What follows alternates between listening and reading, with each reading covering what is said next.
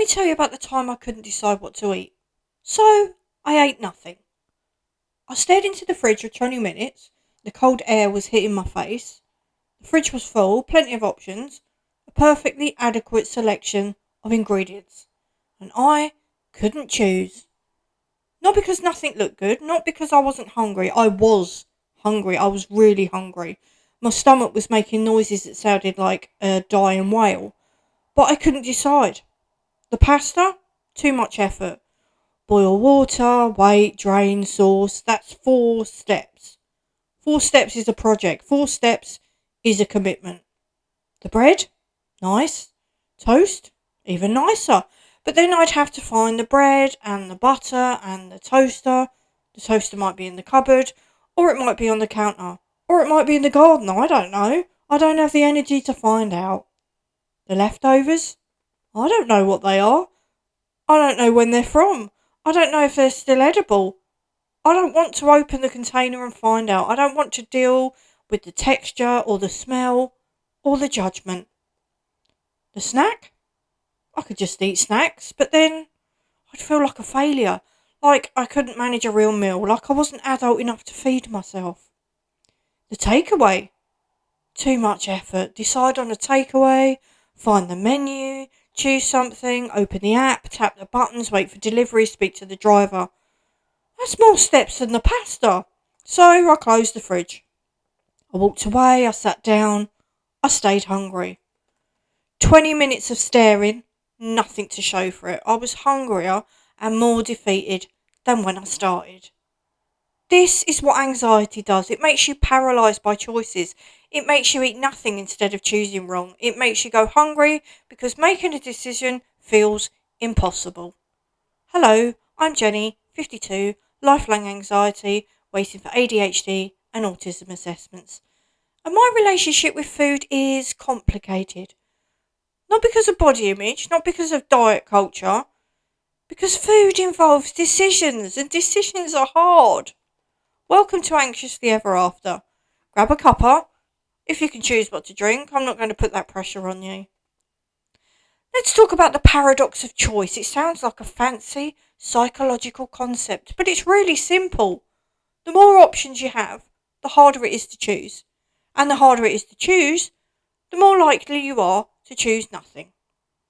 It's not that you don't want anything, it's not that you want everything and you're scared of wanting the wrong thing and the fear of getting it wrong is louder than your hunger. This is the paradox of choice.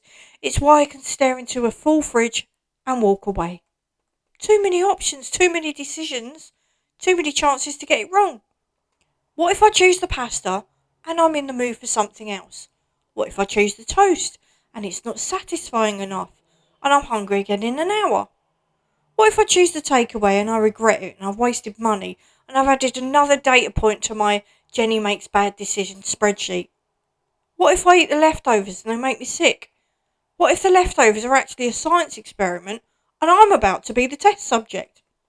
What if I choose wrong and I'm disappointed? What if the food doesn't live up to my expectations? What if I spent the energy making it and it's not good enough? So, I choose nothing. Because nothing can't be wrong. Nothing is safe. Nothing is the only decision I can't regret. The paradox of choice is the reason I end up eating a handful of dry cereal at 11 p.m. Because that's not a choice, that's just survival. That's the default. That's what happens when you can't decide. And I know I'm not alone. About half of people with ADHD experience decision paralysis. It's one of the most common symptoms. When you have ADHD, your brain doesn't get the same dopamine reward from completing tasks that neurotypical brains do. So making decisions doesn't feel good. It doesn't feel rewarding. It feels draining. It feels like a waste of energy. So you avoid decisions. You put them off. You choose nothing. And then you end up hungry and confused and frustrated. And you stare into the fridge hoping the answer will magically appear. It won't. Let me explain something. For a neurotypical person, eating is 1 step. Food? Yes, I want food. I will eat food. It's automatic. It's seamless. It's not even a thought. For me, eating is 12 steps. Step 1. Notice I'm hungry. This takes a while. I'm usually not hungry until I'm about to pass out. I've forgotten to eat for so long that my body is screaming at me. Eat! My body says, eat now or I will make you pay. Step 2. Acknowledge the hunger. Okay, body, I'm hungry. I should eat. Step 3. Go to the kitchen. Walk down the stairs. Enter the space where decisions happen. Step 4. Open the fridge. Stare into the fridge. This is where the decision paralysis starts. Step 5. Assess the options. Pasta, rice, bread, eggs, vegetables, leftovers. I don't know what any of them are anymore. They're just shapes and colours and perhaps judgments, and I'm not sure. Step 6. Weigh the options. Too much effort, too many steps, too uncertain, not appealing. What if there's a better option somewhere else? I should check the cupboard. I should check the freezer. I should check the fridge again, just in case something new appeared. Step 7. Stare at the fridge again. Nothing has appeared. I'm still hungry. I'm still paralysed. Step 8. Get overwhelmed. I can't decide. I can't choose. I'm going to go back to my room and think about it. Step 9. Go back to my room. Sit down. Stare at the wall. Feel hungry. No, I need to eat. No, I'm not going to. Step 10. Try again. Go back to the kitchen. Open the fridge. Nothing has changed. The pasta is still there. The bread's still there. The leftovers are still there. I'm still paralysed. Step 11. Give up. Close the fridge. Walk away. Eat nothing. Step 12. Remember I was hungry. Hours later, when it's too late to make anything. Eat a handful of dry cereal. Forgive myself. 12 steps. 12 steps to not eating. That's not efficient. That's not sustainable. That's not how a human body should work. But that's what happens when the decision is too hard, when the steps are too many, when the anxiety is too loud. And then there's the shame. Because I'm a grown adult. I'm 52. I've been alive for over half a century. I've kept myself alive. I've raised children. I've done things. And I can't decide what to eat. I spend 20 minutes staring into a fridge and walk away hungry. That's ridiculous. That's embarrassing. That's something I should be ashamed of. And I am ashamed. I'm deeply, profoundly ashamed. Just eat something, I tell myself. It's not hard. It's not complicated. Just pick something and eat it. It doesn't matter what it is. But it does matter. It matters to my brain.